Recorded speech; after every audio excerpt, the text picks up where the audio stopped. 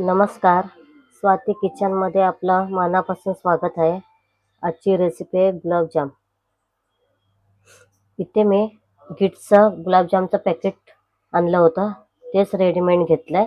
200 ग्रामचं packet आहे. इथे साखर घेतले पाक बनवायला. इथे कच्चं दूध घेतलंय आणि इथे मावा घेतलाय. इथे मी पाणी तापत ठेवलंय. आता आपण चासणी बनवून घेऊया पाक.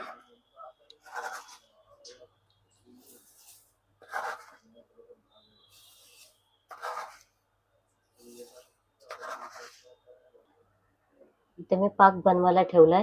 त्याच्यामध्ये थोडीशी अशी वेलची अशी तोडून 2 टाकायचे. त्याच्याने कसं स्वाद येतं. थोडेसे चीर मारायचे आणि टाकायचे. आता इथे आपण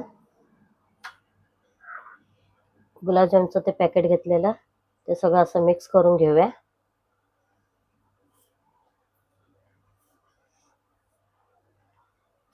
आणि इथे मावा घेतलाय तो आपण ह्याच्यात टाकूया.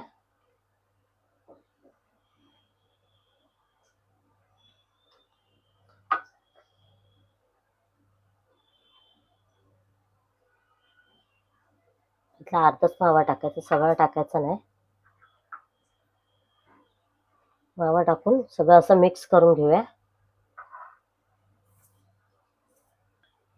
इथे मी 200 ग्रामचं गुलाबजामचं पॅकेट होतं, त्याला मी 50 ग्रॅम मावा वापरला.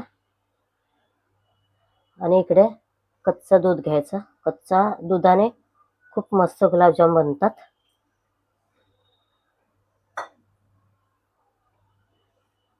तोपर्यंत इथे आपला पाक बनतोय.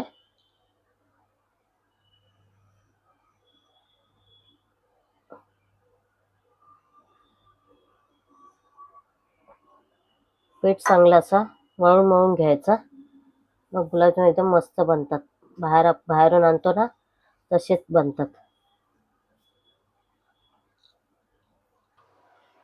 आता आपलं पीठ मळून झालंय. हे बघा, असं एकदम पीठ मळून घ्यायचं चांगला. आता आपण याचे गोळे करून घेऊया. तुम्हाला केवढे छोटे मोठे पाहिजे ते तुमच्या आवडीनुसार करा. आणि गोळे करताना पण असं पीठ चांगला चोळून घ्यायचा, म्हणजे असं दाबून वगैरे मग असे गोळे करायचे.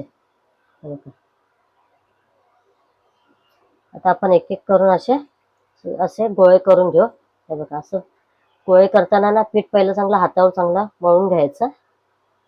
चांगले गोळे करायचे. बघा, जरा पण फुटत नाही. हे बघा, आता आपला पाक तयार झालाय. हे बघा, आता आपण त्याला खाली उतरून घेऊया साईडला.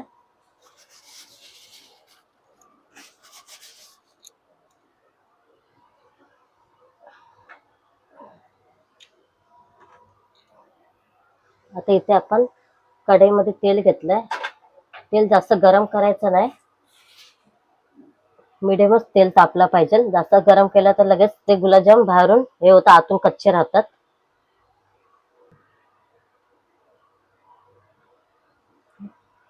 आता इथे आपले सगळे गोळे तयार झालेत.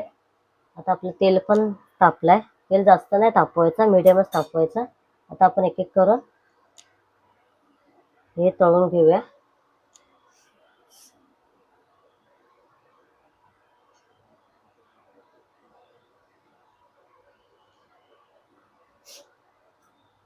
आणि ह्या पाकामध्ये ना वेलची आहे ना ती काढून टाकायची. आता तुम्हाला ह्याच्यामध्ये जर केसर टाकायचं तर केसर पण टाकू शकता.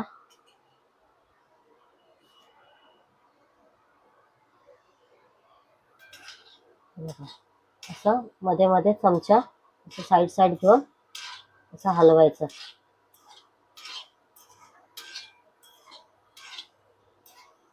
हे बघा, असं हलवत राहायचं. बघा केवढीशी गोळे होते. आता बघा तेलामध्ये केवढे असे फुगायला लागलेत. आणि एकदम बारीक गॅसवरच तळायचे, म्हणजे आतमध्ये पण शेकतात. आणि मोठा गॅस केला की बाहेरून कलर येतो आणि आतून कच्चे राहतात. आणि इथे पाक पण गरम पाहिजे, गरम पाकात टाकायचं. हे बघा, आता आपले मस्तपैकी तळून झाले. बघा, असे एकसारखे हलवायचे म्हणजे सगळे सेम तळले जातात. हे बघा एकदम सेम कलर आला की नाही. बघा. आता आपण हे काढून घेऊ. डायरेक्ट पाकामध्ये टाकायचं. पाक पण आपला थोडा गरमच पाहिजे.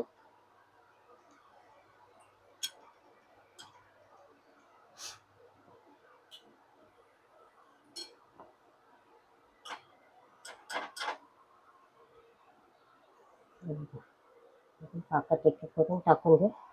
असेच आपण सगळे तळून घेऊया. हे बघा आता आपले पाकामध्ये टाकलेले गुलाबजाम कसे मस्तपैकी फुललेत. दिसतात पण किती भारी. हे बघा आता आपले सगळे तळून झाले एकसारखे. हे बघा कुठेही चीर पडली नाही.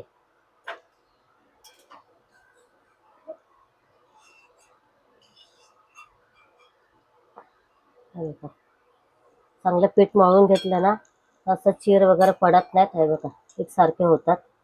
हे बघा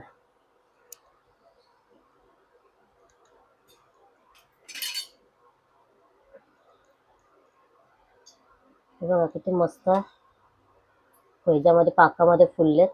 आता आपण ह्याला 4-5 घंटे पाकामध्ये असे पुरून द्यायचे.